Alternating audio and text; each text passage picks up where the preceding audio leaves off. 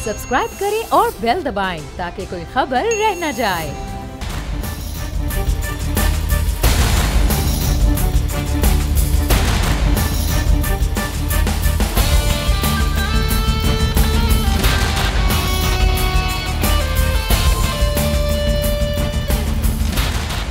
अस्सलामुअलैकुम। The special report with Mudassar Iqbal के साथ हाजिर खिदमत है। नाजरीन, पाकिस्तान में कोविड-19 का जब से आगाज़ हुआ है तब से बड़ी सख्ती थी। तमाम हुकूमतों, सूबाई हुकूमतें, वफाकी हुकूमत, ज़िली इंतज़ामिया, पुलिस, डॉक्टर्स बार बार ये कह रहे थे। लोग अपने घरों तक महदूद थे, मार्केट्स तमाम बंद थी, पाकिस्तान में केसेस बहुत महदूद थे।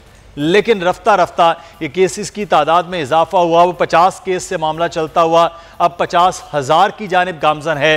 तो अब मार्केट्स खुल गई हैं, मॉल्स खुल गए हैं, लोग सड़कों पर आ गए हैं, डॉक्टर परेशान हैं, हुकूमतें बेबस हैं। ये मामला उल्टा हो गया है। पूरी दुनिया से पाकिस्तान यकसर मुख्तलिफ नज़र आ रहा है कि जब पाकिस्तान में 50 केस थे तो मार्केट्स बंद हैं, 50,000 होने वाले हैं तो मार्केट्स, मॉल्स खोल दिए गए क्योंकि सुप्रीम कोर्ट ने अहकाम दे दिया। अब इसके बाद असल मामला SOP का है।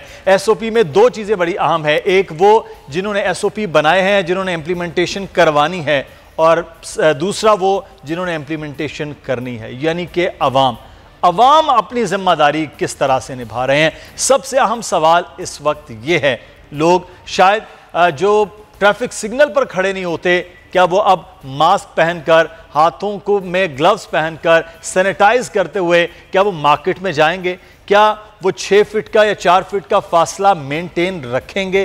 क्या वो किसी चीज़ को छूते हुए ये एहसास करेंगे कि कोई और हमारे इर्द गिर्द मौजूद तो नहीं है? क्या वो बिला ज़रूरत मार्केटों में तो नहीं जाएंगे? ये आवाम से सवाल है। क्या आवाम ऐसा करेगी? मेरे पास इसका जवाब शायद नफ़ी में है, अफसोस के साथ, क्योंकि हमने पिछले 3 से 4 दिनों में देखा कि इतना मार्केट में ज़्यादा रश है कि लोग जो है वो कंधे से कंधा मिलाए हुए चल रहे हैं, और रश है कि खुद ताजिर परेशान नज़र आ रहे हैं कि इतना रश कहाँ से आ गया है। हम बात करेंगे इस सूरत हाल पर। हमारे साथ इस वक्त हम मुख्तलिफ हमारे शहरों से हमारे नुमाइंदगान हैं, उनसे इस वक्त बात करते हैं। कराची की सूरत हाल भी जानेंगे, लाहौर से कराची की सूरत हाल, लाहौर से सूरत हाल भी जानेंगे। लाहौर से ताबिश भट्ट हमारे साथ मौजूद है, पहले उनसे बात कर लेते हैं। ताबिश, लाहौर में मार्केट की क्या सूरत हाल आज रही है? जी बिल्कुल, ईद की आमद है। ऐसे में ख़वातीन की बड़ी तादाद जो है शॉपिंग मॉल्स का रुख कर रही है, बाज़ारों का रुख कर रही है, क्योंकि ख़वातीन के लिए ईद का कुछ रोज़ ही बाकी रह गए। तो ख़वातीन जो है मैचिंग के सूट यहाँ पर ख़रीदने में मसरूफ़ है। यहाँ पर मेहंदी की तैयारियाँ की जा रही है, मेहंदी लगवाई जा रही है, मेहंदी की कोने यहाँ पर ख़रीदी जा रही है। इसके साथ साथ ख़वातीन का ब्यूटी सैलून में जाने का भी रश बढ़ गया। हमारे साथ कुछ एक बच्ची मौजूद है, उनसे बात। बेटे मुझे बताइएगा, आप क्या ख़रीदने आए हो, किस क्लास में पढ़ते हो? मेरा नाम मिनाहिल है, मैं 6th क्लास में हूँ और मैं अपने भाई और मम्मा के साथ शॉपिंग करने के लिए आई हूँ और उनके पैसे खर्च करना। अच्छा बेटे, अभी तक आपने क्या खरीदा है और क्या क्या भी रहता है? ईद के अब 4 से 5 रोज रह गए, क्या चीज़ खरीदने के वाली रह गई है और क्या खरीदा अभी तक? अभी कपड़े खरीद लिए, शूज़ और ज्वेलरी ले गया। अच्छा बेटे, आप बताएं, आप क्या लेने यहाँ पर आए हैं? आप ग्लासेस को देख रहे थे, अभी तक आपने क्या खरीदा है? अंकल, अभी मैंने ऐनक भी ले ली, अपनी ग्लासेस भी ले ली और वो अभी मैंने घड़ी लेनी है।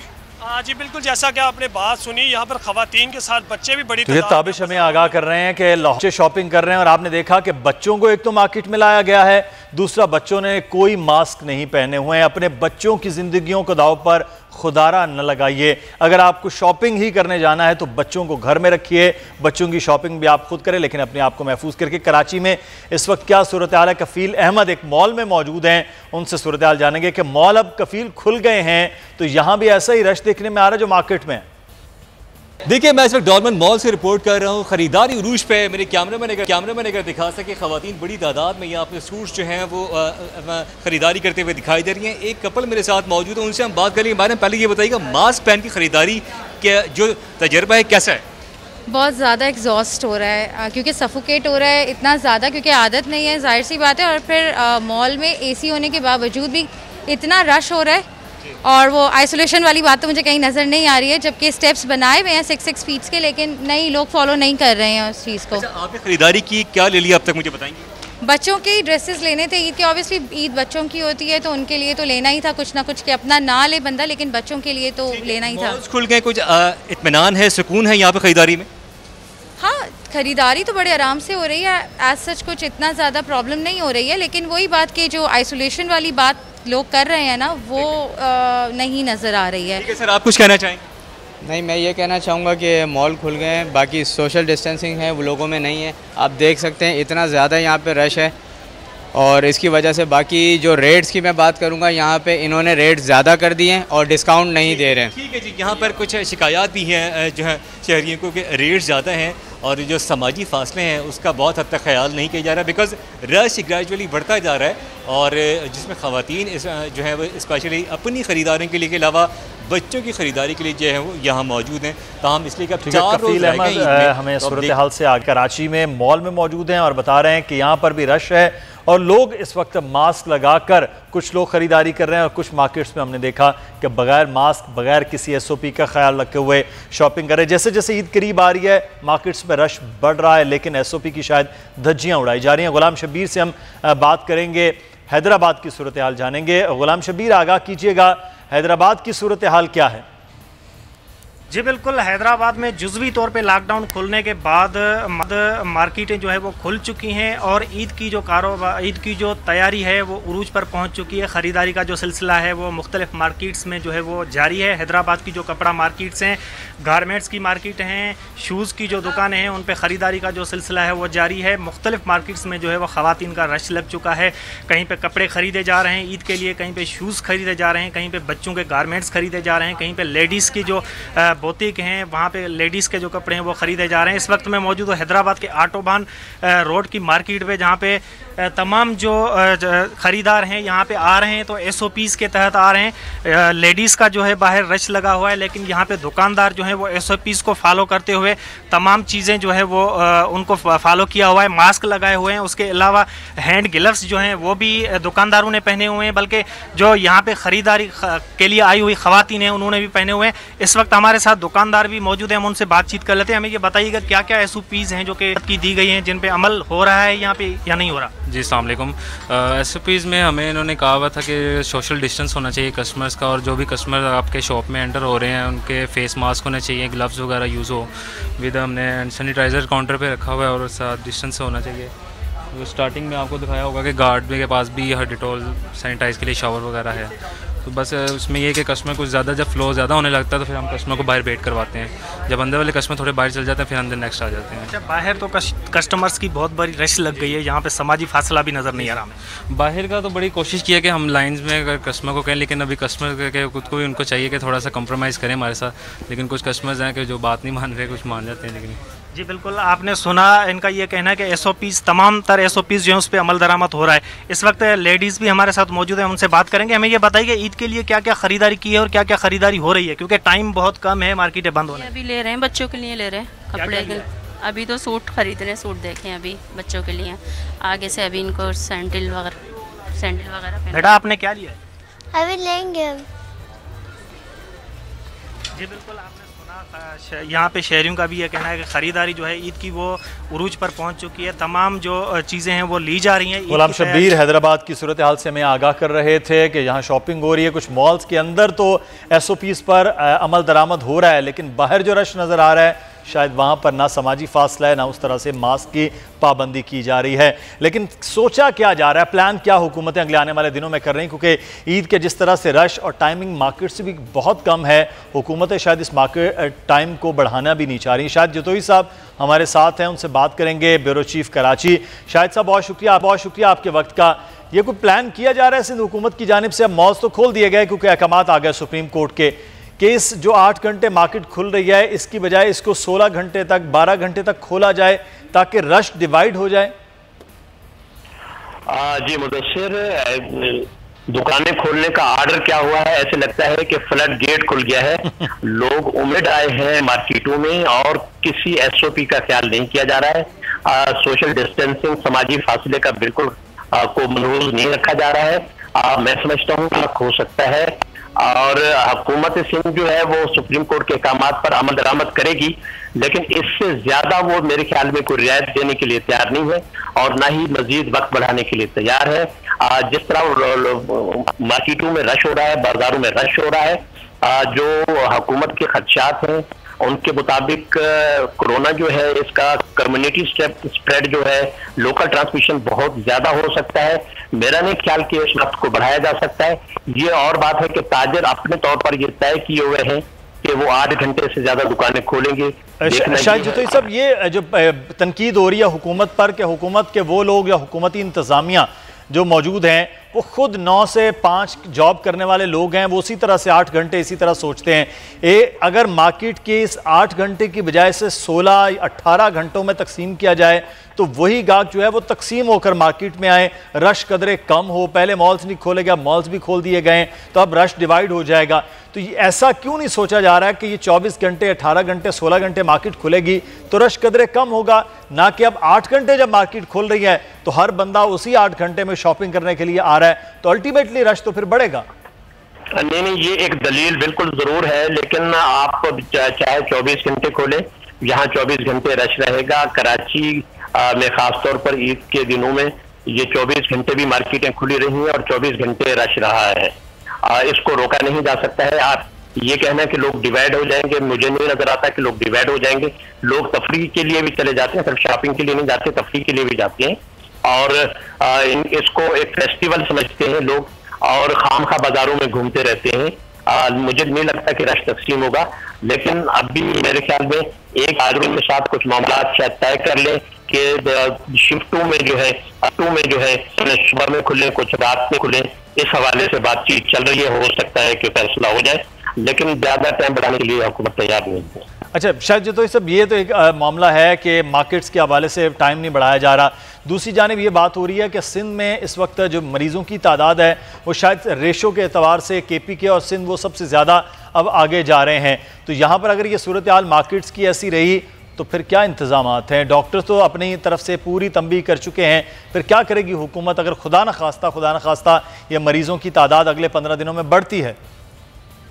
ये वज़ीर सेहत सिंध, वज़ीर आला सिंध और बाकी वज़रा जो सिंध काबीना के बाकी वज़रा हैं, ये बार बार कह रहे हैं कि हम सूरत हाल को कंट्रोल नहीं कर सकेंगे। वो वार्न कर रहे हैं, लोगों को खबरदार कर रहे हैं कि हमारे पास क्या पूरे मुल्क में ये गुंजाइश नहीं है, ना अस्पतालों में गुंजाइश है, ना हमारा हेल्थ केयर सिस्टम इस कदर है कि हम चीज़ों को संभाल सकें। वो मुसलसल खबरदार कर रहे हैं।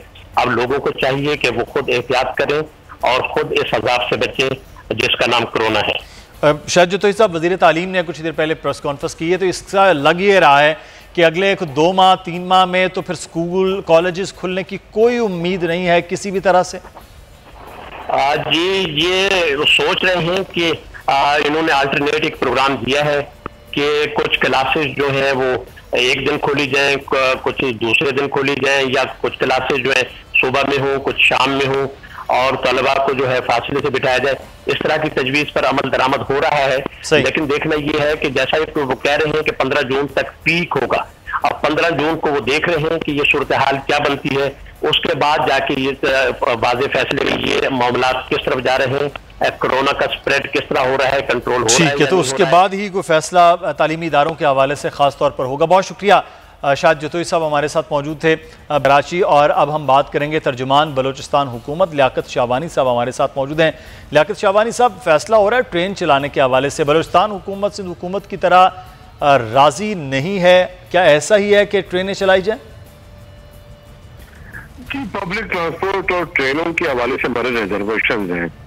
हमारा ये नुक्ता नजर है कि बलूचिस्तान के बाज़ इजला में अभी तक कोरोना जो है रैपिड ट्रांसमिशन उसकी नहीं है। बाज़ ऐसे इजला है जहां पे बहुत कम केसेस सामने आए हैं।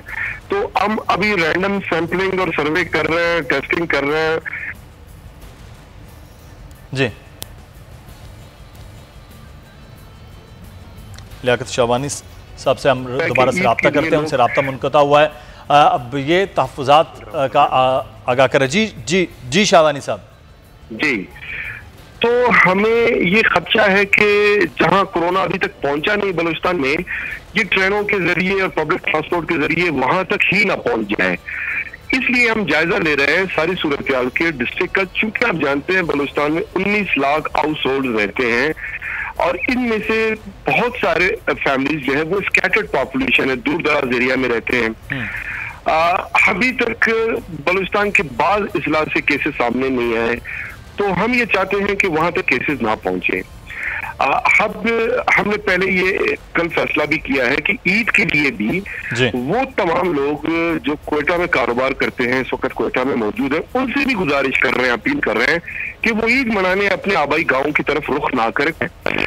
और दूर दराज के लोग जो है शॉपिंग के लिए क्वेटा आते रहे हैं, चूंकि हमने लॉकडाउन 9 मई को जो है उसको रिलैक्स किया है, तो उनसे भी हम अपील कर रहे हैं कि अपने एरियाज में जो है वहाँ शॉपिंग करें, ज्यादा ईद सादगी से मनाना है, कोटा का ज्यादा ना करें, क्योंकि कोटा में 80% जो लोकल ट्रांसमिशन के केसेस कोटा में है। हम ये चाह रहे हैं कि कोटा के लोग मुख्तलिफ दूर दराज एरिया जाके कोरोना वहां ना पहुंचाएं और वहां के लोग यहाँ से आकर कोरोना ना ले जाएं। इसीलिए पब्लिक ट्रांसपोर्ट और ट्रेन की जो बंदिश है वो जारी रह रहे थे। लेकिन आपने ये फैसला कर लिया है बलूचिस्तान हुकूमत ने कि ट्रेन को इजाजत नहीं होगी, पब्लिक ट्रांसपोर्ट को इजाजत नहीं होगी, या अभी फैसला होना बाकायदा तौर पर अभी रहता है? सर, पब्लिक ट्रांसपोर्ट की हद तक तो हमारा डोमेन है, वो हमने फैसला किया है कि उसकी इजाजत बिल्कुल भी नहीं होगी। फिलहाल उस पर हम बिल्कुल वाज़ेह क्लियर हैं, क्योंकि रेलवे जो है फेडरल गवर्नमेंट का डोमेन है। फेडरल गवर्नमेंट ने फैसला किया है अगर वहां से वो रेल चलाते हैं, लोग वहां से यहाँ आते हैं, तो फिर SOPs का पाबंद जो है फेडरल गवर्नमेंट होगा, मिनिस्ट्री ऑफ रेलवे होगी। और फिर उस सूरत हाल को देखते हुए हम ऑब्जर्व कर रहे हैं, जायजा ले रहे हैं, हमारे रिजर्वेशन हैं अभी तक। हम देखते हैं कि अगर मिनिस्ट्री हमें SOPs के हवाले से वो यकीन दहानी कराते हैं, कोई कमिटमेंट करते हैं और हमें इत्मीनान में लेते हैं, और उसके बाद आपको पता है जब लोग रेलवे स्टेशन पे उतरना शुरू होंगे तो फिर पब्लिक ट्रांसपोर्ट में रिक्शा भी आता है, टैक्सी भी आती है, तो रेलवे स्टेशन के लिए फिर इनको भी खोलना पड़ेगा ताकि लोगों को वो वहां से ट्रांसपोर्ट कर सकें उनके अपने घरों तक या उनके शहरों तक। तो ये तमाम सूरत हाल जो है हम देखते हुए थोड़ी पेचीदगी हमें नजर आ रही है, लेकिन हम इसको डेलिब्रेट कर रहे हैं, गौर खोज इस पे हो रहा है। एक आध दिन में जो है इसमें हम कोई फैसला कर लेंगे। ठीक है, ये फैसला एक आध दिन के अंदर हो जाएगा, ये बड़ा ज़रूरी। लेकिन लियाकत शाहबानी साहब, एक चीज़ मैं आपसे जानना चाहूँगा, अभी जो जितने भी आपके पास केसेस आ चुके हैं, जो सीरियस हैं, जो वेंटिलेटर्स के हैं, जो अभी सिर्फ और सिर्फ आइसोलेशन के केसेस हैं, अब इनकी तादाद जो है वो लोकल स्प्रेड में हो रही है, लोकल ट्रांसमिशन वो ज़्यादा हो रही है। आपके पास अब सहूलतें ख़ास तौर पर कोयटा डिस्ट्रिक्ट के अंदर वो इतनी मौजूद हैं कि अपने जो मरीज़ हैं उनको आप कैटर कर सकें?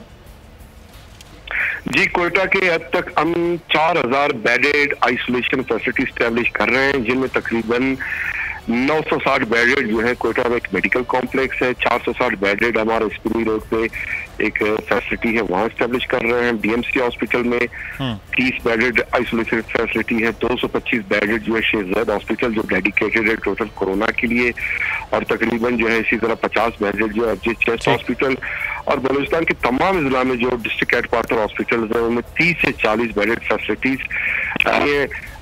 कोयटा में जैसे मैंने बताया सिर्फ 4000 बेडेड फैसिलिटी स्टैब्लिश हो रही है। इसके अलावा पूरे बलूचिस्तान में 71 आइसोलेशन फैसिलिटीज हैं जो 1600 लोग जहाँ पर फिल वक्त जो है। चलिए, अभी जो आपने इंतजामात किए हैं, इस इतने ही जितने मरीज हैं इनकी तादाद इस तरह से न बढ़े तो हुकूमतों के लिए भी आसानी हो, लेकिन वो तादाद बढ़ने हुकूमतों की जिम्मेदारी नहीं, अवाम की जिम्मेदारी है। अवाम को अपने आप को महदूद करना है। और इस वक्त हम बात भी कर रहे थे ट्रांसपोर्टर्स के हवाले से, तो क्या बलूचिस्तान में कोयटा के ट्रांसपोर्टर को मुश्किलात हैं? गजनफर हमारे नुमाइंदे हमारे साथ मौजूद हैं। जी मोहम्मद गजनफर, आगाह कीजिएगा इस मुतालिक, क्या कहते हैं ट्रांसपोर्टर्स?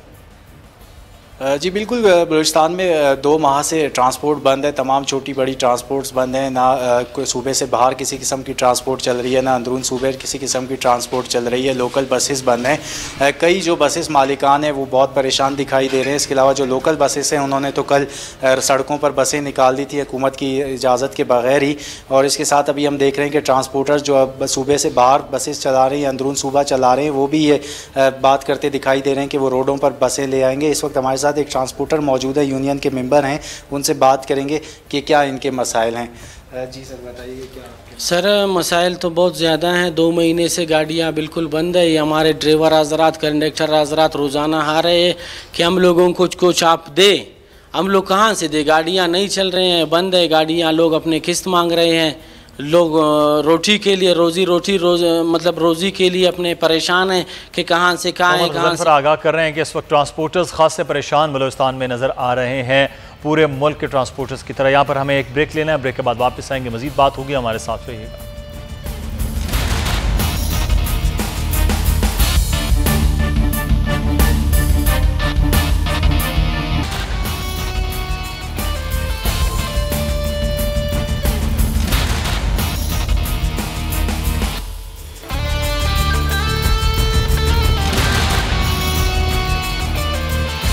ब्रेक के बाद आपको खुश आमदीद कहते हैं। हम बात करेंगे, इस वक्त हमारे साथ मौजूद हैं सीनियर सहाफ़ी तजज़ियाकार एडिटर इन चीफ बोल नज़ीर लगारी साहब। लगारी साहब, बहुत शुक्रिया आपके वक्त का। फरदौस शमीम नकवी साहब अपोजिशन लीडर हैं सिंध असम्बली में, कहते हैं कि सिंध हुकूमत ने कुछ नहीं किया, गवर्नर राज लगाना चाहिए ताकि अवाम तक कुछ पहुँचे तो सही, वफाक को मदाखलत करनी चाहिए। हाँ, तो वो पहले शिबली फराज साहब को जाकर मनाए ना, उनको कहें कि जी आप गवर्नर राज के लिए आप तो कह रहे थे कि ऐसी कोई बात नहीं है, तो वो क्यों बात को तरदीद कर रहे थे। अब शिबली फराज साहब इनको जवाब दें। ये बिल्कुल अहमकाना बात है कोई के ऐसे हालात में जब मुल्क इस तरह की सूरत हाल से गुजर रहा है और इस तरह के मुतालबात, इस तरह की बातें, सिस्टम को लपेटने की बातें होंगी और पाकिस्तान इन चीज़ों को अफोर्ड नहीं कर सकता है। माजी में बहुत कुछ खराब हो चुका है, खराब हुई है, बहुत गंदा हो चुका है। अब ये हो नहीं सकता, इसको पाकिस्तान और पाकिस्तान के अवाम और पाकिस्तान के सूबे अफोर्ड नहीं कर सकते। हमें इन बातों के बारे में नहीं सोचना चाहिए, बात नहीं करनी चाहिए।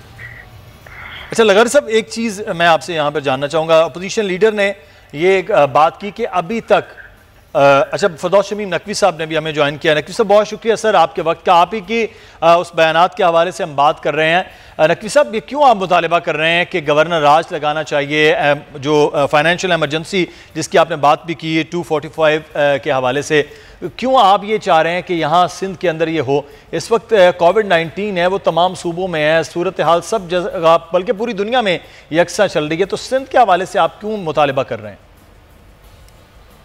ये देखिए, जो लोग कहते कुछ हैं और करते कुछ हैं, वो सिंध को बर्बाद कर रहे हैं। और जब मुल्क के हालात और इमरजेंसी लगे हो और उसके अंदर एक रोज जो है वो एक किस्म की उन्हीं ने नाचाकी शुरू की हुई है और हाल के उनके पूरे अमल को जब देखते हैं तो उसका, जैसे मैंने अपनी कॉन्फ्रेंस में कहा कि हर उनका एक्शन ये शो करता है कि वो अवाम दुश्मन पार्टी है। उन्हीं ने अवाम की कोई खिदमत नहीं की। उन्हीं ने पूरे सिंध में पानी की सूरत हाल आपको पता है कि जस्टिस हानी की रिपोर्ट देख लीजिए, कराची में बसों का मसला देख लीजिए, सीवरेज का निज़ाम देख लीजिए, तालीम का निज़ाम देख लीजिए। जब कोई हुकूमत डिलीवर नहीं करती और कौमी खजाने में से जो उनको अपना हिस्सा मिलता है उसके असरात नजर नहीं आते, तो वफाक के ऊपर फाइनेंशियल इमरजेंसी लागू करके इनके अकाउंट्स भी चेक करे, इनके बजटरी कंट्रोल देखे आए कि ये टैक्स पेयर का पैसा है, ये पाकिस्तानियों का पैसा है, ये पीपल्स पार्टी को लूटने के लिए नहीं दिया जा सकता। इसलिए हम समझते हैं पहले आर्टिकल 149(4) का फाइनेंशियल इमरजेंसी लागू की जाए, कंट्रोल में लाई जाए और उसके बाद आर्टिकल 149(4) के तहत इन्हीं चीफ मिनिस्टर से काम करवाया जाए। और अगर ये इनकार करते हैं तो फिर उसके बाद गवर्नर रूल लेके आए। लेकिन नकवी साहब, ये सिंध हुकूमत कहती है कि हमने तो सबसे बेहतरीन काम किया, जिसकी पजीराई इंटरनेशनल मीडिया भी कर रहा है, WHO भी ये बात कर रहा है कि हम उन जो SOPs हैं उस पर भी अमल कर रहे हैं और हम ही हैं जिन्होंने सबसे पहले मार्केट्स को क्लोज किया, हम ही सबसे पहले इकदाम कर रहे थे। आप कह रहे कुछ नहीं कर रहे हैं? जी, मेरे ख्याल से राशन ये बात से इस तरह है कि रात के अंधेरे में किसी को नजर नहीं आता, न खरीदते हुए नजर आता है, न बिकते हुए नजर आता है। जो अमवात की शरह है, जो सूरत हाल है, जो आइसोलेशन सेंटर का हाल है, जो अंदरून सिंध के अंदर और कराची के अंदर जो सूरत हाल है, वो सबके सामने है कि टीवी पे, मीडिया पे आके इंटरनेशनल मीडिया को अपनी तकरीर सुनाना दूसरी बात है और दूसरी बात है जब वफाक कहती है कि कंस्ट्रक्शन इंडस्ट्री खोल दो तो ये कहते हैं हम नहीं खोलेंगे। वफाक कहती है ईज कर दो तो ये कहते हैं हम लॉकडाउन को मजीद सख्त करते हैं। वफाक कहती है कि जी मसाजिद के अंदर जो है सेफ डिस्टेंसिंग के साथ तरावी शुरू कर दो, वो कहते हैं हम नहीं करेंगे। वफाक में जो कुछ वफाक कहती है वो उसके खिलाफ जाते हैं।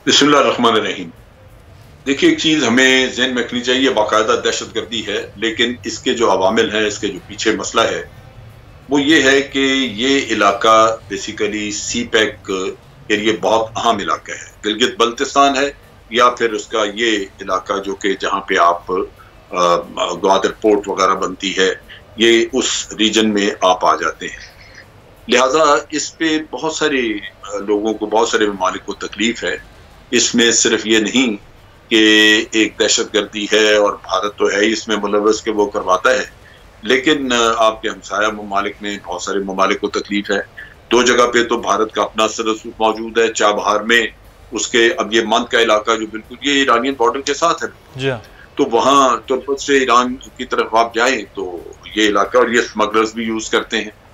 फिर यहाँ पे अफगानिस्तान में भी ये सहूलत इनको भारत को मयसर है। सो नेचुरली इस खित्ते में दो चीजें ऐसी आ गई कि चाबहार में 2 साल के लिए बंदरगाह ईरान ने पकड़ा दी भारत को, और वो उसको मैनेज कर रहे हैं। उसके जरिए बहुत सारा पैराफर्नेलिया वहां पे आ गया, बहुत सारे इंटेलिजेंस के लोग आ गए और ये कैंप शैम्प बन गया और काम शुरू है। अब इसमें चीज ये है कि ये जो सूरत हाल अभी है, आप देखिए कि थोड़े वक्तों में काफी सारे वाकयात हुए हैं, तो ये पहला वाकया नहीं है, और इसमें पीछे एक ऑफिसर भी मारा गया था। ये सूरत हाल बहुत लंबे वक्त तक के लिए बर्दाश्त की नहीं जा सकती। अगर आप ये करेंगे तो फिर ये इनके हौसले बढ़ेंगे, ये फैलेंगे। हमने फैसला किया कि हम बाड़ लगाएंगे। बाड़ फेंसिंग करना लंबा काम है, उसको वक्त लगेगा, लेकिन उस वक्त तक पता नहीं क्या कुछ हो जाएगा। सो मेरा ख्याल है कि हुकूमत को 2-3 चीजें करनी चाहिए। एक तो ये कि ये जो ईरान के साथ हमने जो बातचीत की थी, मेरा ख्याल है ईरान के साथ बड़ा सीरियस किस्म की हमारा डेलीगेशन जाना चाहिए, सीरियस बात करनी चाहिए और मैयर्स डिस्कस करनी चाहिए स्पेसिफिक कि हम क्या चाहते हैं ईरान से। और उसके लिए बुनियादी मैयर यही है कि वो अपनी तरफ से वो अगर उनके बॉर्डर पे वो अपना डिफेंस भी अगर कुछ देर के लिए लगा दें कि ये लोग वापस न जा सकें जो इधर आए हैं, तो फिर पाकिस्तान आर्मी यहाँ पे ऑपरेशन कर सकती है। दूसरा ये है कि यहाँ पे मेरा ख्याल इंटेलिजेंस नेटवर्क को इम्प्रूव करने की भी जरूरत है, उसको एक्सपैंड किया जाए ताकि ये लोग जो यहाँ पे हैं उनके ऊपर नजर रखी जाए। फिर हेलीबोन फोर्स चाहिए, हेलीकॉप्टर्स वगैरह के जरिए इसकी मॉनिटरिंग की जाए, क्योंकि असल मसला ये है कि ये इलाका बड़ा दुश्वारगुजार है, सड़कें इसमें प्रॉपर है नहीं। ग्राउंड पे अगर आप जाएं तो रिएक्शन टाइम आपका बड़ा है, आप मूवमेंट नहीं कर सकते आसानी से। तो मेरा ख्याल है कि इसके लिए एक नए सिरे से प्लानिंग करनी चाहिए और ईरान को हमें बातें बताना चाहिए कि ये जो चाबहार आपने दे दिया, ठीक है, आपका अपना मुल्क है, दें जो जी चाहे किसी को दें, लेकिन अगर ये हमारे खिलाफ इस्तेमाल होगा तो फिर ये हमारे लिए काबिल बर्दाश्त नहीं, फिर हमें भी कुछ मैयर्स लेने होंगे। अच्छा जनरल साहब, ये हम देख रहे हैं पाकिस्तान के मगरबी बॉर्डर का या फिर जनूब मगरबी बॉर्डर का ईरान अफगानिस्तान का मामला है, यही सूरत हाल हमें दरपेश फिर मशरकी बॉर्डर से भी रहती है। पाकिस्तान तो बॉर्डर पे बिल्कुल इंगेज है कि यहाँ पर अब बार बार, ये पहले वज़ीर आज़म भी बात कर चुके हैं, वज़ीर ख़ारजा ने भी आज गुफ्तगू की कि फॉल्स फ्लैग ऑपरेशन करने की फिर से एक कोई कोशिश करने जा रहा है भारत। तो फिर ये पाकिस्तान को भरपूर तरीके से चारों तरफ से इंगेज करने की बात, जो वजीर खारजा वारजा की जो बातें हैं ना, किस्म की बातें हैं, अच्छा, इनसे मामला बनता नहीं। दुनिया ये समझती है। देखें, आप 2 चीजें सामने रखें। एक तरफ आपके मुल्क में दहशतगर्दी करवाई जा रही है और भारत छुपाता नहीं, वो बरमला कहते हैं। उनके डिफेंस मिनिस्टर ने भी कहा, उनके आम आदमी भी कह रहे हैं। खुद नरेंद्र मोदी ने 2-3 साल पहले लाल किले की सीढ़ियों पे खड़े होके अपने 15 अगस्त के प्रोग्राम में परेड जब देखी, तकरीर की, तो उन्होंने कहा जी कि अब हमें गिलगित बल्तिस्तान से भी लोग कांटेक्ट कर रहे हैं, अब हमें बलोचिस्तान से भी कांटेक्ट कर रहे हैं, हमें तो आज़ाद कश्मीर से भी रिक्वेस्ट आ रही है। यानी एतराफ़ ही एतराफ़ है, हर तरफ वो बड़े दलेरी से एतराफ़ करते हैं। सही। और इधर क्या है कि पाकिस्तान कुछ नहीं करा रहा, कश्मीरी आज़ादी की जंग लड़ रहे हैं। वो कश्मीरी वहीं शहीद होते हैं, वहीं दफन होते हैं, उनके ख़ानदान वहाँ होते हैं, और दुनिया समझती है कि हम दहशतगर्द हैं। खराबी इधर है। देखिए, पुलवामा का वाक़या हुआ, शाम तक अमेरिका ने, बरतानिया ने और ऑस्ट्रेलिया ने सब ने कहा कि India retains the right to retaliate. ये वो चीज है जहां वो समझते हैं कि पाकिस्तान का मान। अब जब ये वाक़या हुआ, सबूत कोई नहीं आया, कुछ नहीं, आपने वो सबूत भारत को वापस भेजे, फिर आप सो गए। आपको चाहिए था अमेरिका को कांटेक्ट करते, आपको चाहिए था ऑस्ट्रेलिया को कांटेक्ट करते, फ्रांस को, उनको कहते जी ये सबूत भेजे इन्होंने। आप बताइए, अगर आपको ये सबूत दिए जाएं तो आपके मुल्क पे कोई हमला करे, आप उसको मानेंगे? हमारी जो दो चीजें आपने ज़हन में रखनी है वो ये है, एक थी हमारी मिलिट्री रिस्पॉन्स, अभी नंदन को हमने पकड़ा, हमने उसमें शादियाने बचाने शुरू कर दिए और ढोल ढमक्का नाचना शुरू कर दिया। भाई असल किस्सा वो नहीं था, असल किस्सा आपकी सॉवरेनिटी है जो वायलेट की, जहाज उनके क्रॉस करते हैं। तो फिर हम ये कहेंगे सफारती मामलात पर शायद हम उतने कमजोर हैं जितना हम बॉर्डर के ऊपर मजबूत नजर आते हैं। तो ये एक दो बड़े अलग अलग चीजें हैं। स्ट्रेटजी नहीं है, बिल्कुल कोई फॉरेन पॉलिसी नहीं है, कोई स्ट्रेटजी नहीं है इन कामों पे। सही, तो ये स्ट्रेटजी और फॉरेन पॉलिसी अगर मजबूत हो तो फिर ही चीज़ें जो हैं वो पाकिस्तान मजबूत कर सकता है। बहुत शुक्रिया जनरल अमजद शुएब साहब हमारे साथ मौजूद थे। और कैम से मुदस्सिर इकबाल को इजाज़त दीजिए, कल फिर हाजिर होंगे। अल्लाह हाफिज़।